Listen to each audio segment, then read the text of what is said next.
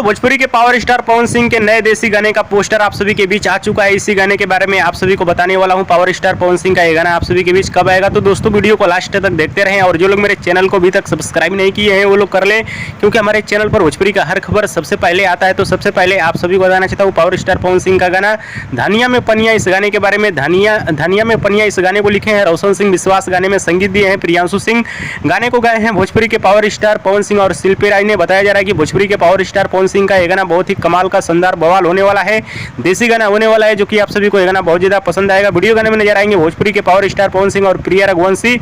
आप सभी को बता दूं पवन सिंह के इस गाने का अभी कंफर्म रिलीज डेट नहीं आया है, बट जहां तक उम्मीद है इस गाने को कल या परसों रिलीज किया जाएगा। जी हाँ दोस्तों, पवन सिंह के इस गाने को कल या परसों आदित्य फिल्म के यूट्यूब चैनल पर रिलीज किया जाएगा। गाने को सुनिएगा, देखिएगा, एकदम कमाल का देसी गाना होने वाला है, मूड फ्रेश हो जाएगा गाने को सुन के। और दोस्तों भोजपुरी के पावर स्टार पवन सिंह का वीडियो पसंद आया तो ज्यादा लाइक करें, कमेंट करें, शेयर करें, सब्सक्राइब करें। धन्यवाद दोस्तों।